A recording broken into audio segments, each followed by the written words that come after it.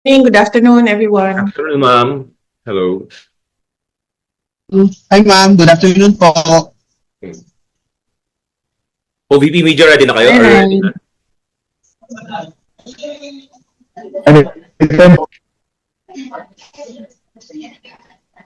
Okay.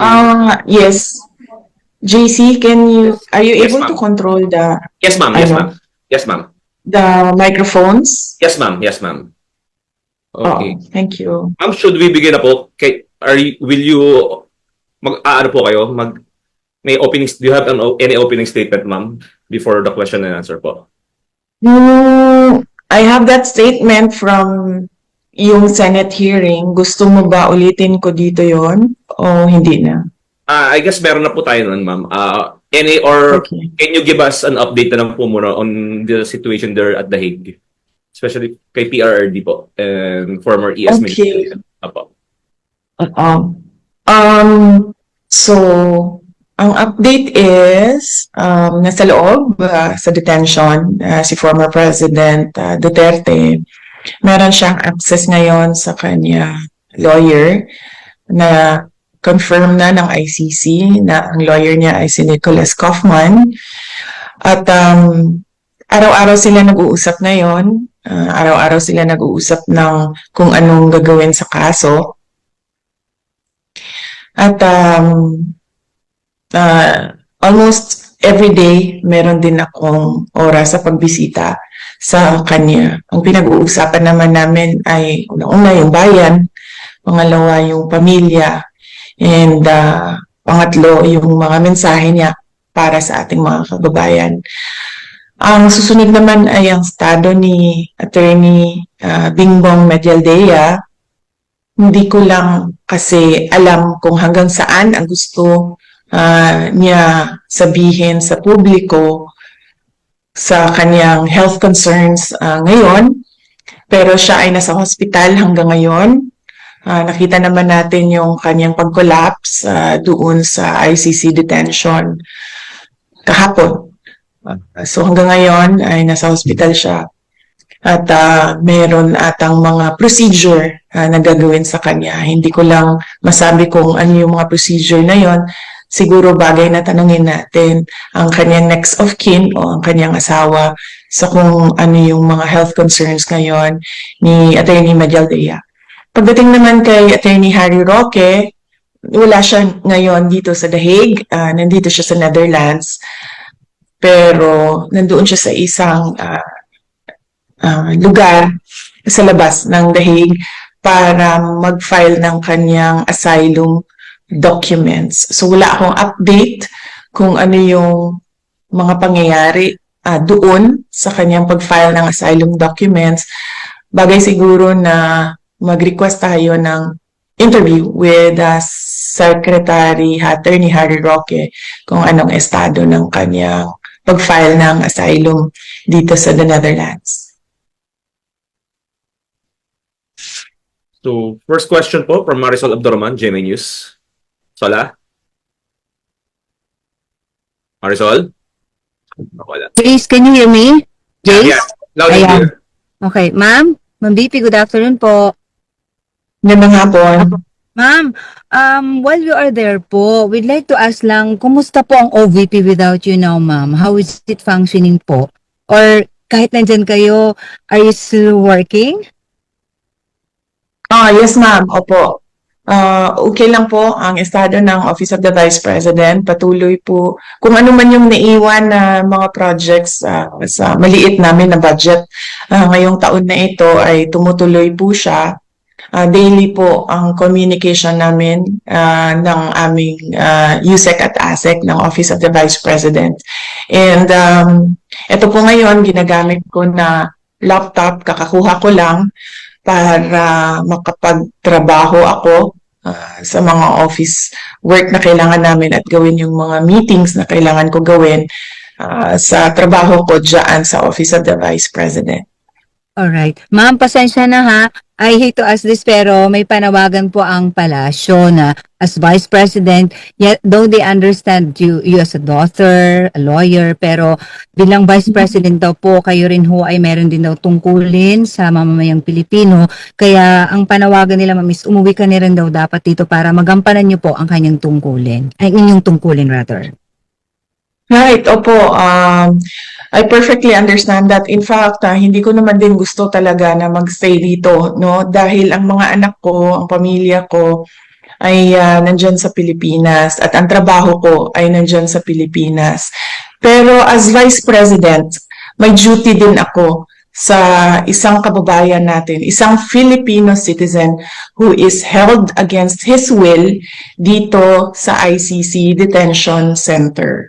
So, huwag na nating isipin na tatay ko siya. Isipin na lang natin na Vice President ako at gumagawa ako ng paraan kung paano maibalik natin ang isang Filipino citizen sa ating bayan. At hindi ko nakakalimutan ang aking trabaho dyan sa Office of the Vice President. Araw-araw kami nag-uusap ng aking mga kasamahan. Iilan na lang naman po ang naiwan na projects dahil approximately 700 million yung budget namin dyan. At yung projects namin, karamihan ay magdidepende sa end of school year ng mga kabataan dahil nakatutok kami sa advokasya namin sa edukasyon. So ang preparations namin ay before magbukas ang bagong school year sa mga GIDA areas ng mga public schools natin. So, yes, multitasking ako. Nandito ako as Vice President, ginagawa ng paraan paano maibalik ang ating dating Pangulo sa ating bayan.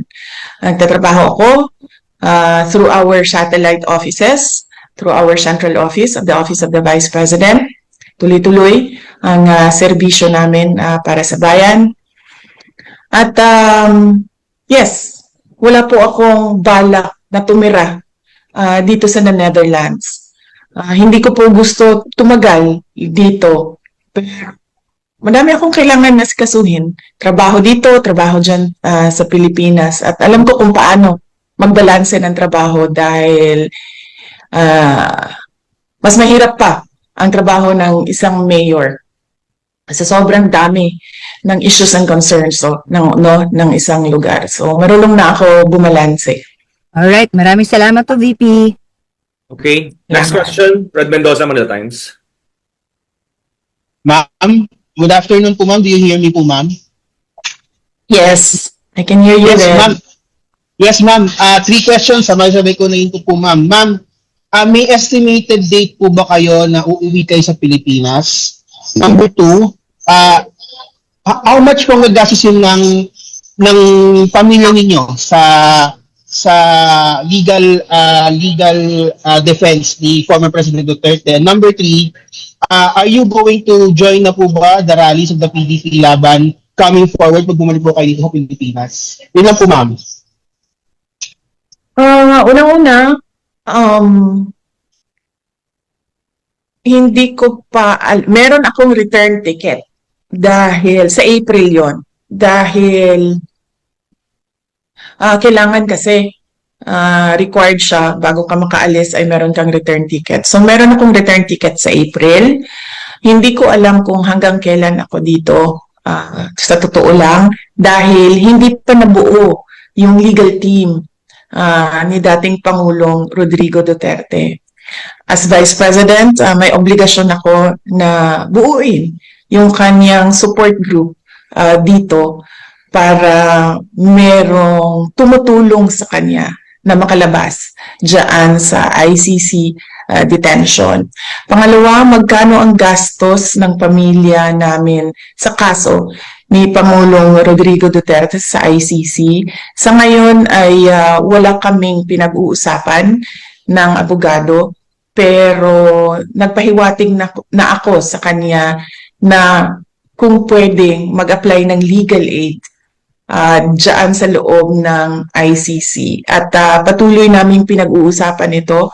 Kahapon may meeting kami, hindi namin na take up ang topic ng budget. Pero alam niya dahil noong isang araw ay sinabihan ko na siya na malaki ang posibilidad na mag-apply kami ng legal aid at hindi ito privately funded case.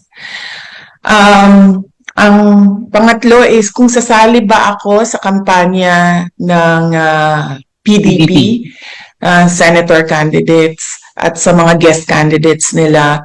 Palagay ko naman hindi na kailangan ako sumama sa kampanya nila dahil alam na ng taong bayan at alam na ng buong bansa na kailangan nila baguhin ang muka ng ating gobyerno at alam nila na kailangan nilang iboto 10 doon sa mga kandidato na yon. Unang-una, yung mga kandidato ng PDP, Senator Bongo, Senator Bato de la Rosa, Attorney Hinlo, Attorney Bondok, Philip Salvador, and Vic Rodriguez, ma'am. Vic Rodriguez, ma'am. Vic Rodriguez is a guest candidate of PDP. So meron pa tayong isang PDP senator. And meron tayong 4 na guest candidate. Si Attorney Vic Rodriguez, si Congressman Rodante Marcoleta, si Pastor Apollo Kibuloy, and si Dr. Richard Mata. So, hindi ko yun nga siguro ang dahilan kung bakit inalis or ginawa ng extraordinary rendition ang dating Pangulo dahil mukhang magba-block voting ang buong Pilipinas sa 10 senador. Okay po, ma'am. Thank you po, ma'am. Okay. Next question, Jason Rubrigo, SMNI. Jason? Hi ma'am, good afternoon po. Ma'am, dito po sa legal team po ni dating Pangulong Rodrigo Duterte, kamusta po yung pakikipag-usap natin doon sa listahan po ng mga abogado at kailan po natin inaasahan na magbubuo po ang legal team ni dating Pangulong Duterte? Mamayang gabi may darating na isang abogado, no? So, kailangan ko siya kausapin, kailangan ko siya i-interview para maidagdag siya sa legal team. Hindi ko sila papangalanan dahil gusto ko protektahan ang kanilang privacy dahil baka mabombard sila ng kung ano-ano, no? Na mga tanong o mga tawag o mga lobbying ng mga iba't ibang grupo, iba't ibang tao. So, hindi ko papangalanan yung ibang membro ng legal team. Papangalanan ko lang ang lead counsel natin ay si Nicholas Kaufman. Okay. Ma'am, kanina po sa Senate hearing, you've said na gusto mong sumagot yung Armed Forces of the Philippines kung bakit nila pinayagan na mangyari ito kay Pangulong Duterte. Sa tingin niyo po ba may pananagutan po ang AFP sa nangyari kay dating Pangulo? Sa tingin ko ba may pananagutan? Yes, of course. Sa tingin ko ba pananagutin sila? Base sa sagot ng Secretary of Department of National Defense ay mukhang wala. Hindi sila pananagutin, pero yes, sa tingin ko may pananagutan sila. Dahil ang military, ang protector of the states and national sovereignty. At dagdag pa doon, merong isang unit dyan sa loob ng Armed Forces of the Philippines, itong Presidential Security Command, o dating tawag natin ay Presidential Security Group, masikat sila sa pangalang PSG. Ang trabaho nila ay magprotekta ng mga dating Pangulo. Kung makikita nyo, ang mga security detail ng ating former President Estrada, former President Arroyo, ay mga membro at ni former President Duterte ay mga membro ng PSG dahil mandato nila na protektahan ang former heads of state because these are kumbaga icons ng ating bansa and they're very important individuals para sa isang bansa. Thank you, ma'am. Next question, Miss Joanna Gilagon, Asahi Shimbun. Good afternoon, ma'am. Thank you for taking the time to speak with us. Picking up from the previous question, in your statement at the Senate hearing, you called out the military for allowing a former president to be turned over to a foreign organization while inside a military base. And then you pose a question that what can be done to bring FPRRD home without, what can the military do to right that wrong? So what do you think can the Philippine government do at this time to bring him home from The Hague? And what can going back to that, what can the military do to correct the oversight maybe that when it allowed the turnover of a Filipino citizen to a foreign organization? I think it is best if you ask them. I do not want to suggest to them kung ano yung dapat gawin. Dapat siguro i-demand natin sa kanila na mag-isip sila. But clearly from the answers of Secretary of the Department of Justice kanina, I don't think they will make moves in taking back or bringing the former president home. So, hanapan na lang namin ng ibang paraan kung paano maiuwi ang ating dating Pangulo. And he expressed that already as well. Kasi sinabi niya na magme-mayor pa siya, magiging mayor pa siya. And he needs to go back home because he needs to serve the people of Davao City. Ma'am, right now, ano po yung iba pang paraan na nakikita ninyo without having to wait for the entire ICC process to finish, to conclude? Madami namang hindi madami. Very limited ang options right now. Pero there are options. Just cannot discuss them. Kasi, the Philippine government is working with the ICC in making sure that the president stays in detention. So, wag na lang natin pag-usapan kung ano yung mga pwedeng gawin. Pero, merong very limited ang options, pero meron. Ma'am, pwedeng isa pa, birthday lang po ni FPRRD later this month. Ano po ang plano natin para dun sa kanyang birthday? Nag-aantay ako kung sino sa mga relatives namin ang darating. So hindi ko alam kung makakarating yung aking mga kapatid.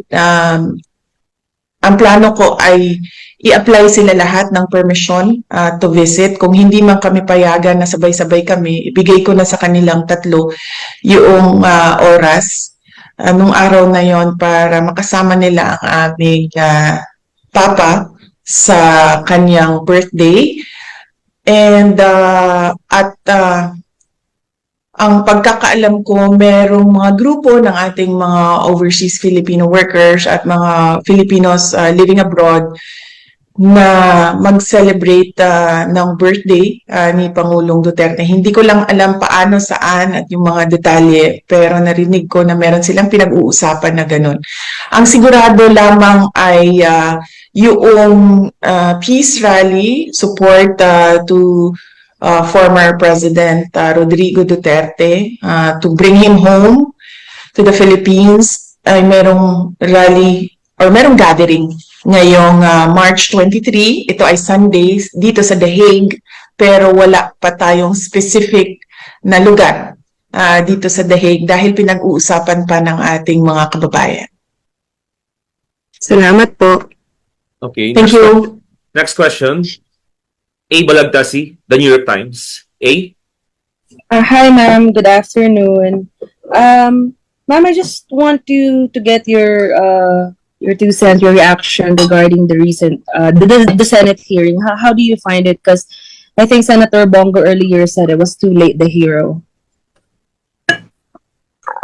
Well, actually, oo. Tayo, yung buong bansa natin, we already lost a former president. So, late na tayo. Kaya nga sinabi ko kanina kung hindi ko lang maalala kung nasabi ko ba. Pero ways forward na lang tayo. Unang-una, sino ang mananagot? But we don't expect na merong papanagutin. Pangalawa, anong gagawin natin as a country, as a nation, moving forward? May darating na eleksyon. Ano bang dapat natin gawin dyan? Ang gusto ng lahat, pagbabago. So, meron tayong option na 10 senador at meron pa tayong daming tanong sa nangyari sa ating budget sa ngayon, no? Public funds is expended in a constitutionally infirm document. So, ano bang gagawin ng bansa? Ituloy natin ang demand natin for transparency, accountability, peace and security para sa ating bayan. Yes, thank you, ma'am. Also, I just want to ask regarding the defense because po na-interview si Attorney Kaufman and he said he's very confident that he can, the case can be speedily dismissed. Do you share that sentiment and where do you think is he coming from?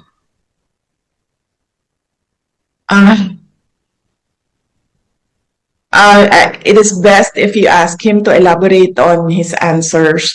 Pero alam niyo naman, as a relative, no, as a Filipino citizen, matagal na ang isang araw. Matagal na sa atin ang 2 araw. Pero for lawyers, alam mo, meron yan silang sarili nilang mga timelines, no? Kung paano yung proseso sa loob ng korte. But as a relative, as a daughter, I just feel na, and as a citizen, as a Filipino citizen, masyado nang matagal ang isang araw. I know this is a difficult time for your family, but I just wonder, of course, things were sudden, and I wonder what made you choose Attorney Kaufman as your lead counsel. Parang, ano po ang meron siya, bakit siya? And when did you choose him? Was he chosen for you by the court? Hindi. Ako ang pumili sa kanya. In-endorse ko siya kay President Duterte. Noong nasa ere, si President Duterte, noong kasi sinusundan ko yung airplane niya, nung naintindihan ko na kung ano yung gagawin ng pamahalaan sa kanya, gumawa na ako ng paraan na merong sasalo sa kanya na abogado dito sa The Hague. So, madaming mga pangalan ang pinadala sa akin ng iba't ibang grupo, iba't ibang tao. Meron din mga lawyers na nag-apply mismo at ginawaan ko siya ng shortlist. May inutusan ako na abogado dyan sa Pilipinas na mag-interview ng mga lawyers ng mabilisan lang. Tapos, si Nick Kaufman ang nasa top 3 ng listahan na yon. And base sa briefer na binigay sa akin ng abogado, base sa interview na ginawa niya sa mga abogado at sa kanyang, ano bang tawag niyan? Vetting, no?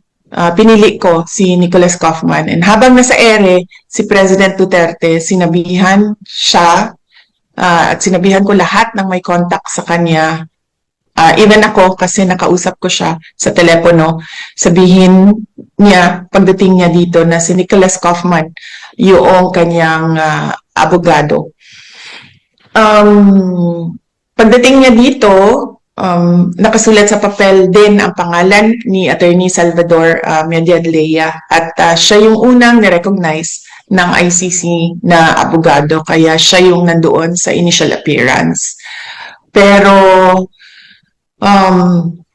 nakikita ko na medyo hirap si Attorney Medialdea dito kaparte ng kanyang kalusugan. Ilang beses ko siya sinabihan dahil nag-meeting kami dito. Ilang beses ko siya sinabihan na pumunta kami sa hospital dahil pangalawang nakikita ko yung hirap siya sa paghinga, hirap siya sa mukha siyang stressed na masyado na dahil sa edad niya siguro.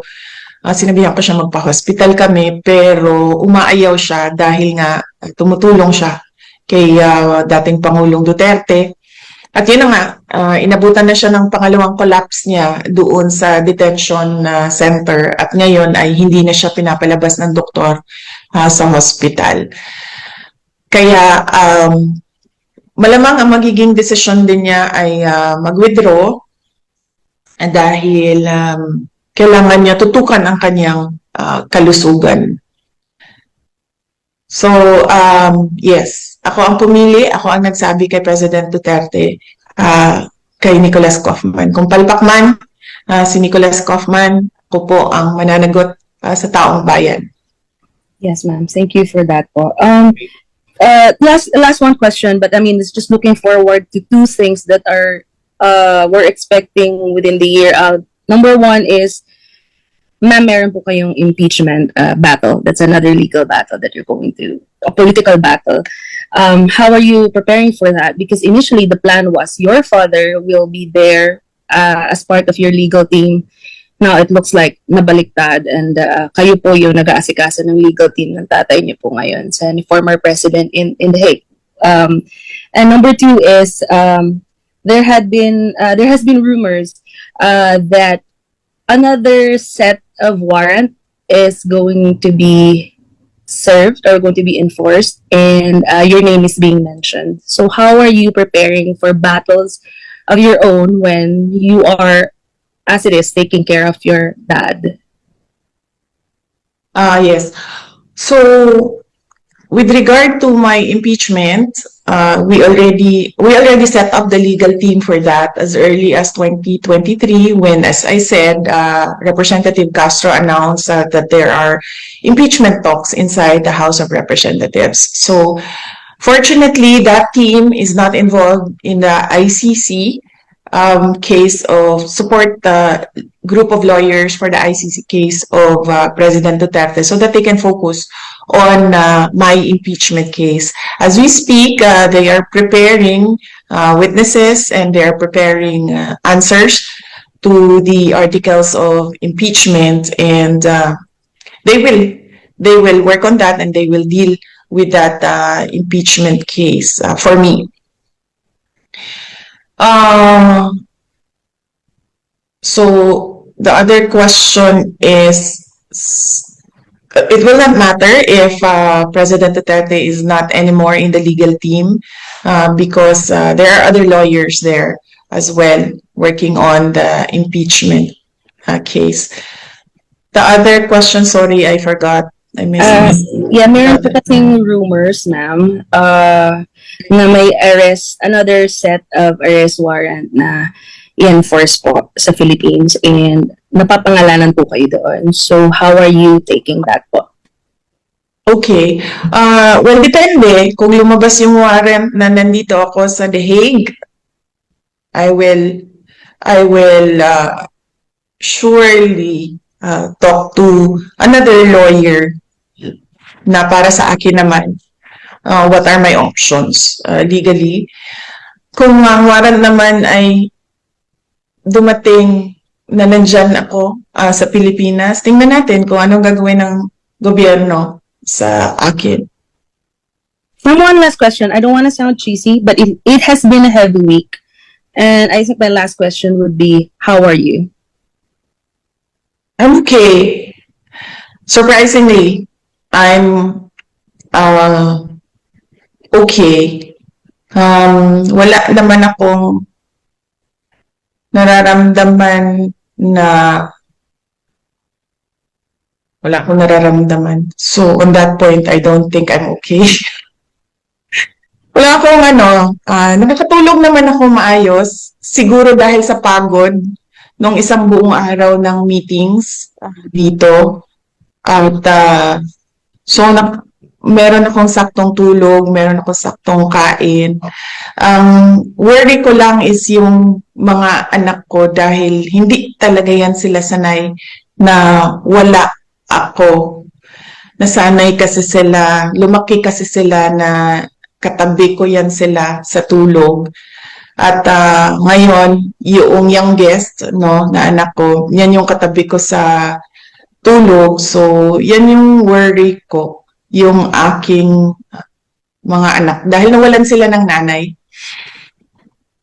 Yan yung hindi ko kasi magawa remotely, yung pagiging nanay. Pero yung trabaho dito at trabaho dyan sa Pilipinas, kung saan man ako, ay magawa ko siya remotely. So as long as merong mga teams, designated teams na in charge doon. Like say for example, sa OVP, may team doon. Sa impeachment case ko, may team doon.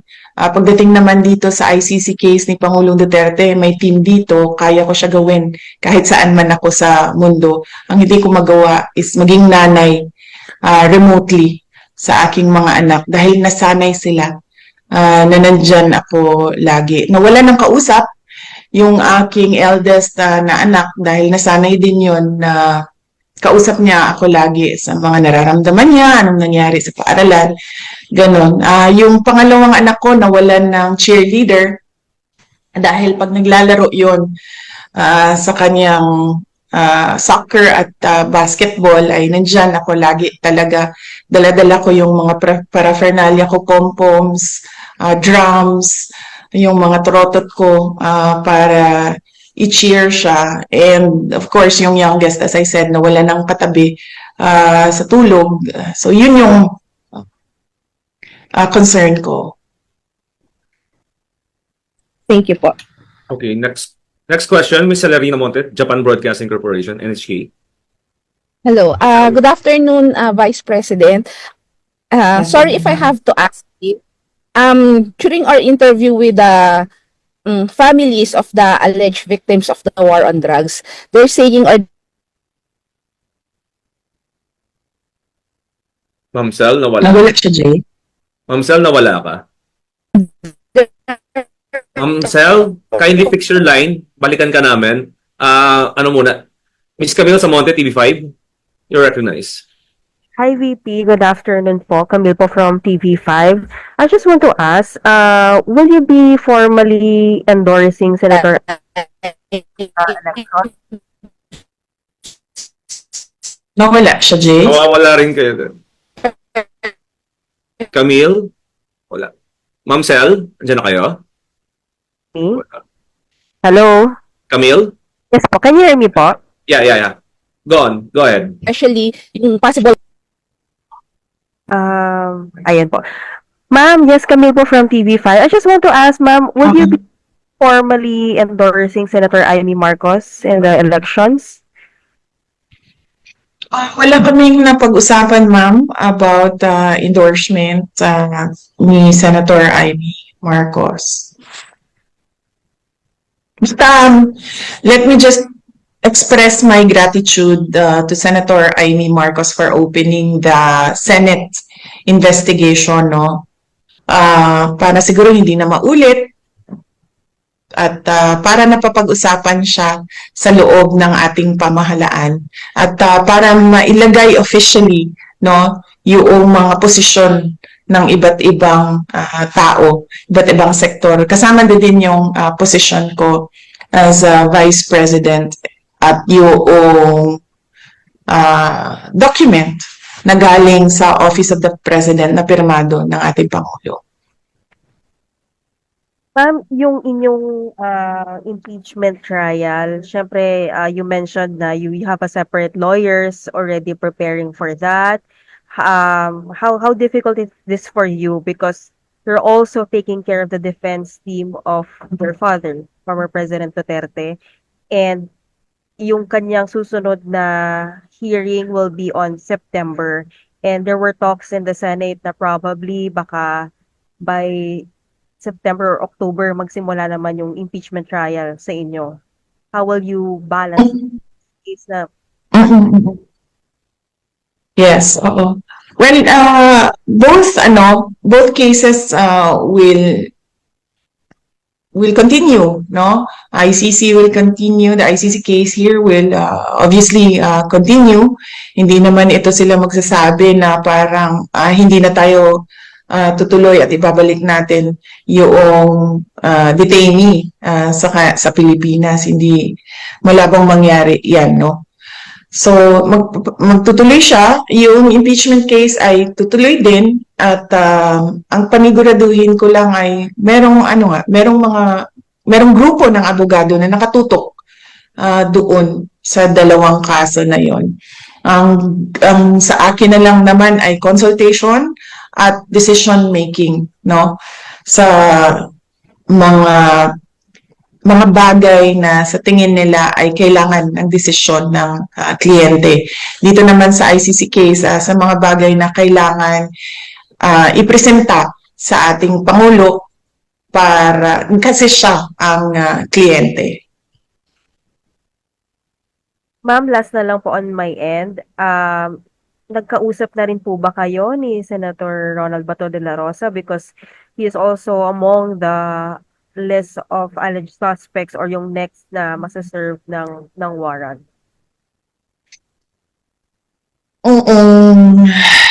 Hindi pa kami nagkausap ni Senator Bato de la Rosa. Mag-ingat siya at lahat ng mga nandoon na mga complaints na mga former police, PNP personnel, officers, mag-ingat sila. Dahil kung meron mang sinasabi na merong warrant, ay malamang merong warrant yan dahil nakita natin na meron ngang warrant of arrest dito kay Pangulong Duterte. Ang sa akin lang din, no, na observation ba, noong nakaupo ako doon sa gallery ng ICC at nakikinig sa initial appearance ni Pangulong Duterte, a total of 43 cases. Nasaan na ang libo-libo na mga kaso na sinasabi ng ating mga complainants na crimes against humanity. 43 murder cases. Hindi ko dinidiscount yung 43 na sinasabi nila allegedly na namatay Pero crimes against humanity is a serious accusation na lagi nilang paulit-ulit na sinasabi 6,000, 9,000, 10,000, 40,000, 50,000 ang mga namatay.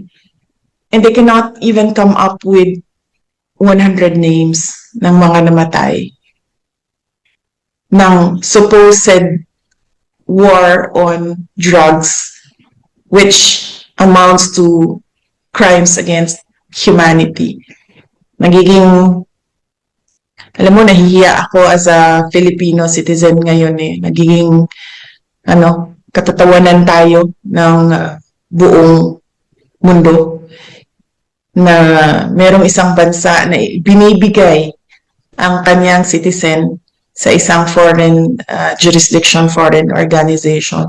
Hindi ginagawa yan ng mga bansa. In fact, tayo nga sa loob ng Pilipinas, every time may OFW na convicted abroad, ginagawa natin ng paraan na magkaroon siya ng pardon para maibalik siya sa Pilipinas. Ito sa atin ngayon ay kabaliktaran.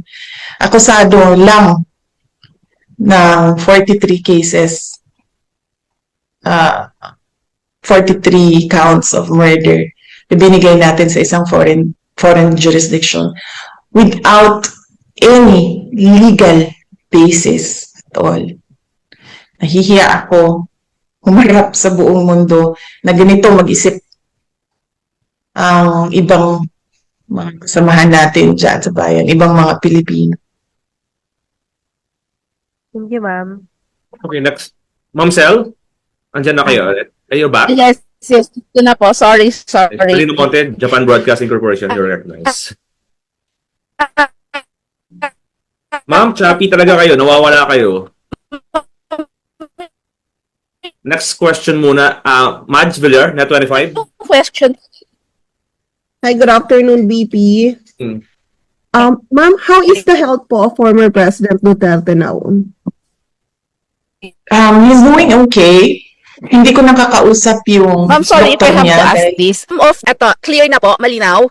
Wait lang, Mads. Patapusin mo muna si Miss Michelle, patapusin mo muna si Miss Mads. And may answer din si VP kay Mads. Ma'am, go ahead.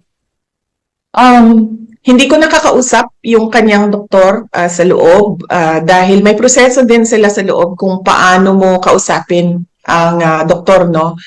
Dumadaan ako sa lawyer kapag meron akong mga tanong at ginagawa naman ng paraan ng abogado doon sa loob para makuha yung mga records, health records ng ating dating Pangulong Duterte.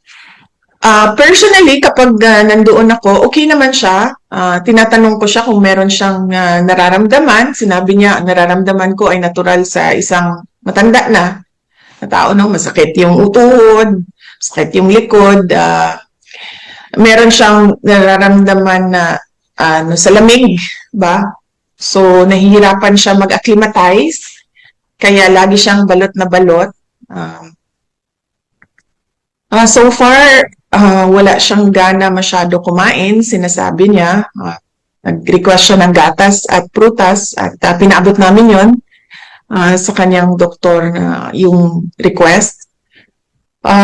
Yun lang. And dati pa naman natin alam, no, na medyo mahina na yung pandinig ni Pangulong Duterte dahil din sa kanyang edad at medyo mahina na rin yung mata niya dahil din sa edad. So, nothing, I don't see any serious health problems at the moment sa kanya. All that I see are yung dala ng katandaan. Yes, ma'am. Ma'am, may panawagan po ba kayo or message sa supporters po ni former President? Yes, opo.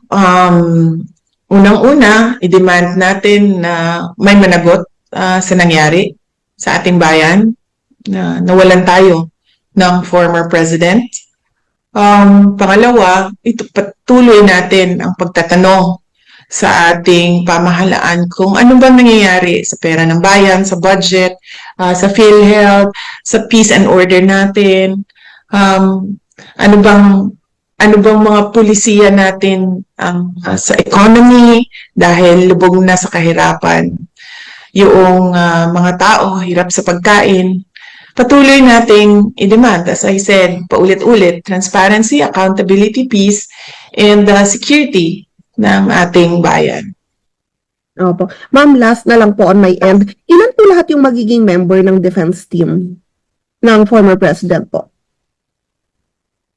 Magdidepende siya, ma'am, kung legal aid siya or privately funded case, no? Sa ngayon, kailangan pa namin pag-usapan ng abogado kung ano ba ang mangyayari sa gastusin sa kanyang kaso. Pero as I said kanina, nag-express na ako sa lawyer initially na there are discussions and moves on the part of our family to apply for legal aid. Salamat po. Thank you, BP. Okay. Ma'am Sel, are you okay na? Yeah, okay na po. Ano, malinaw na po ba? Sorry. Yeah. Ma'am, sorry. My first question is, how optimistic are you that the former president will be granted an interim release? I do not know, ma'am. I've not read any documents about his interim release. I've not heard the statements of prosecutors with regard to interim release, lalo na sa ating mga judges. So, hindi ko alam kung how it will sway, kung meron man siyang request or application for interim release. Hindi ko masagot ang chances niyan. At ang optimism level ko sa ngayon ay 0, but only because hindi ko naririnig kung ano ang sasabihin ng prosecutors at ng judges. Ma'am, another question. Sorry if I have to ask this because some of the families, relatives of those alleged victims of the war on drugs claim that their lives would be threatened or at risk if the former president will be allowed to return to the Philippines because they're afraid that the former president or may do something bad against them. So, is there any basis for their fear? None at all, ma'am. Matagal naman namin alam na merong investigation na ginagawa sa loob ng Pilipinas dahil nakukuha namin yung information sa mga abogado mismo na gumagawa nun at sa ibang mga government personnel. No? Hindi ko na lang sasabihin kung ano yung mga opisina na yon. Kaya nga nagkaroon ako ng meeting, Zoom meeting with the Secretary of Justice noong 2023.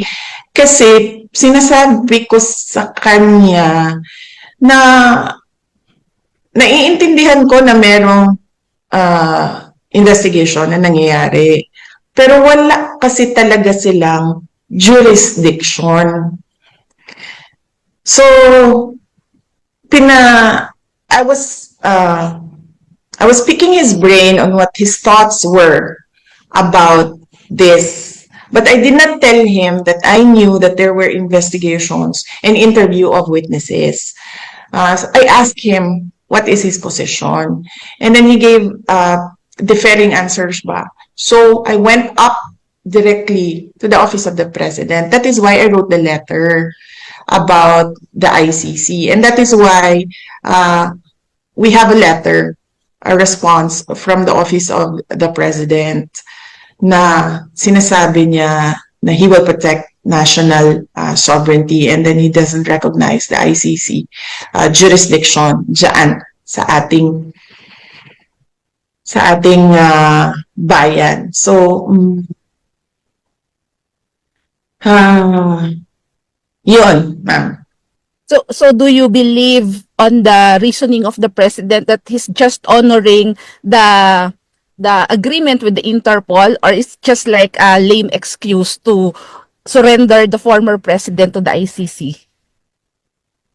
Wala naman tayong obligation na mag-operate sa Interpol, ma'am, kasi yung ICC warrant, yung warrant na hawak ng Interpol is an ICC warrant. So hindi mo naman, you cannot just take one and leave the other because the Interpol was holding an ICC warrant. So naturally, cooperating with the Interpol is cooperating with the ICC. I think klaro naman na talaga yon, no? Sa atin lahat na yung pamahalaan talaga natin ang naghatid na sa ating Pangulo doon sa dito sa The Hague, sa ICC. Mambalikan ko lang yung concern ng mga pamilya, family members ng mga victims. Nakita niyo po ba si Pangulong Duterte? Alam na namin, 'di ba, na nag-iimbestiga, nag-i-interview ng witnesses. Alam namin kung sino, alam namin kung saan, pero wala siyang ginawa. Talaga, pinabayaan niya because he was of the belief that as a Filipino citizen, the government will not cooperate once there is a formal investigation that will happen inside the Philippines or once there is a warrant of arrest. So wala talaga siyang ginawa sa mga witnesses, sa mga family members. Pangalawa, nakita niyo, kailangan siya itulak ng mga pulis para gumalaw. At kailangan siya itulak akyat ng eroplano. So, wala na siya physically magagawa sa mga family members at sa mga witnesses. Pwede ba siya mag-utos ng mga tao na, on my behalf, gawin ito, gawin niyo yan? pwede siguro, pero hindi niya ginawa noon. Ngayon pa ba niya gagawin? 'Di ba? Na nandyan na siya. And meron ng protection yung mga family members. Meron na silang protection ng ICC at meron silang protection ng Philippine government. Their fears are unfounded and hindi ganyan ang tatay ko. Kung ano man yung kailangan niya sagutin, sasagutin niya yan. Pero hindi siya magtatamper ng evidence. Kasi unang-una, wala naman talagang ebidensya. Hindi ko alam paano umabot ito sa isang kaso. At hindi siya makikialam sa witnesses dahil isa siyang prosecutor noon. At alam niya kung ano ang violation niya as a lawyer kung nagtatamper ka ng evidence at nakikialam ka ng witnesses. So, unfounded yung fears, walang basihan. Sinasabi lang nila siguro yan para, I don't know, huwag pabalikin ang Pangulo sa ating bansa. Bakit ayaw nila pabalikin? Well, meron silang mga, they are in collusion with individuals, both in the government and outside of, from the private sector. They are in collusion with organizations who are against the former president because of his policies noong siya ay Pangulo. They are in collusion with people who want to stay in power, with people who want to totally erase political opposition, who want to question the acts of government. So, sa tingin ko yan eh. Okay, last question, ma'am. So as part of the defense of the former president, is there any plan to bring into The Hague some witnesses for the former president? I am not part of his legal team. Nandito lang ako kasi kailangan nila ng kausap sa labas. So kinakausap nila si Pangulong Duterte sa loob. At kinakausap nila ako sa labas so that there is someone who will sign off on what was agreed upon with the client, no? So hindi ako part ng legal team. As I said, I am a Filipino citizen here helping the former president go back home. And I am here as a daughter as well. Moral support doon sa kanya. Thank you, ma'am. Okay, last 3 questions po tayo, ma'am. Next question, Ms. Joyce. Kasi, Jay, it's 8:05. No, may 9 a.m. meeting ako. Sabi mo isang oras lang ito. Ms. Joyce Adra, RNN News, then followed by Glenn Wego, Super Radio. Good afternoon po, VP. Ma'am, ask ko lang po, meron kasi mga report na peke yung ibang EJK victims sa kapisanan ng mga broadcaster na Pilipinas sa forum po the other day. Hindi naman ito dininay ni Attorney Claire Castro at ang parang sinisipa niya yung isang media na nagtanong sa kanya na alam mo naman palang kapitbahay mo yung isa at hindi pala totoong EJK victim.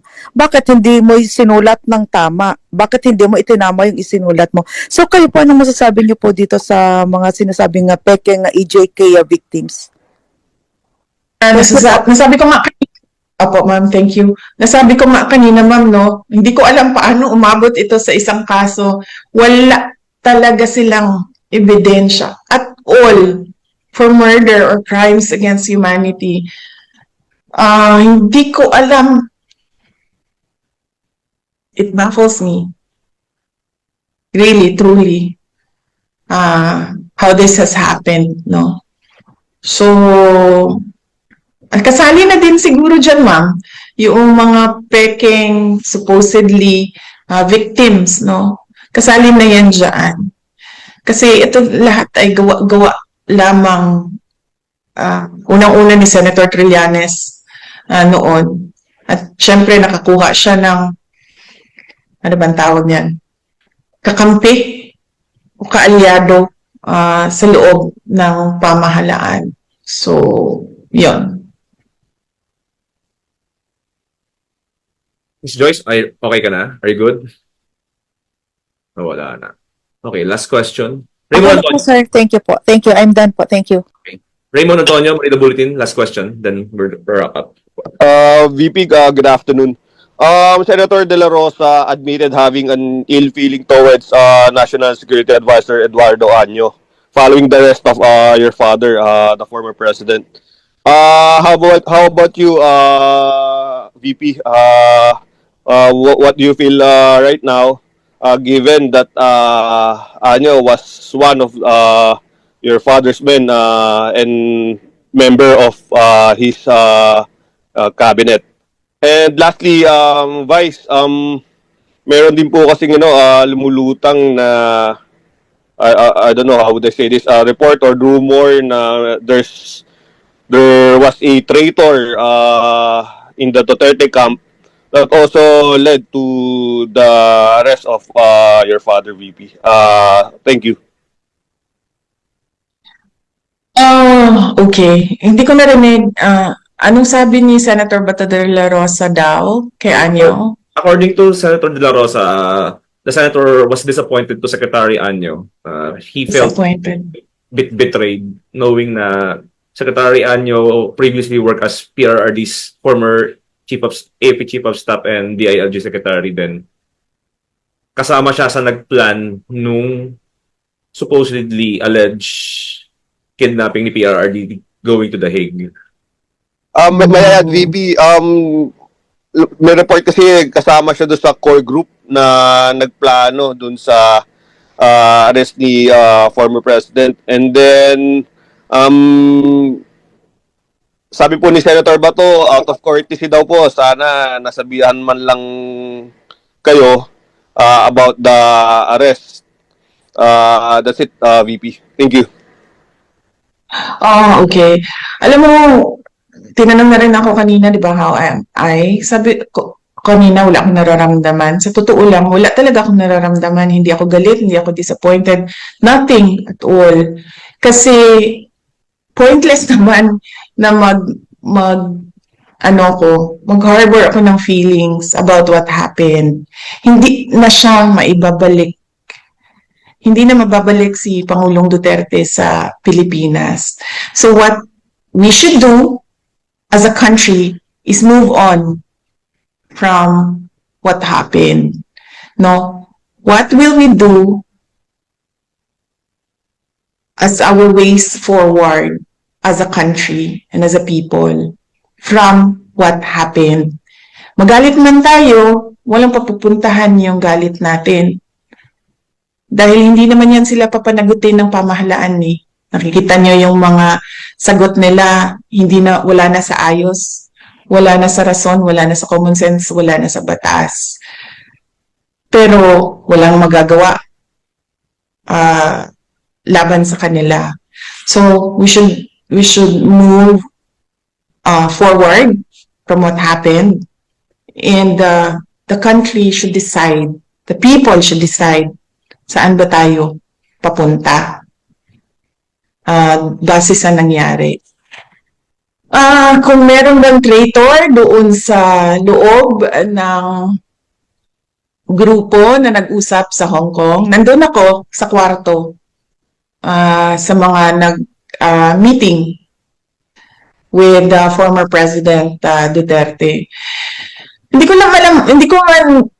Hindi ko matawag siguro na traitor, pero sigurado ako sa dami ng tao doon sa loob ng kwarto na yon ay meron talagang nagsasabi kung ano ang pinag-uusapan doon sa loob. Kung kanino nila sinasabi, hindi ko alam. Pero kung sino ba ang nagsabi na may traitor? So malamang kung yung nagsabi na may traitor doon sa loob, malamang siya yung kausap noong tao na nandoon sa loob sa kwarto sa Hong Kong. Klaruhin ko lang na nag-divide ng trabaho doon sa loob ng meeting na yon. Ako ang nag-moderate sa meeting. Tinanong ko si President Duterte kung ano ang desisyon mo at ano ang gusto mong gawin. Ang sinabi niya, gusto ko umuwi sa Pilipinas. Hindi ako titira sa ibang bayan at hindi ako magtatago. Yun ang sagot niya. And Attorney Bingbong Medaldea was tasked to do the legal remedies pagdating sa loob ng Pilipinas. Ang desisyon na agahan yung flight, ang flight nila ay alas 4, ang desisyon na agahan yung flight ay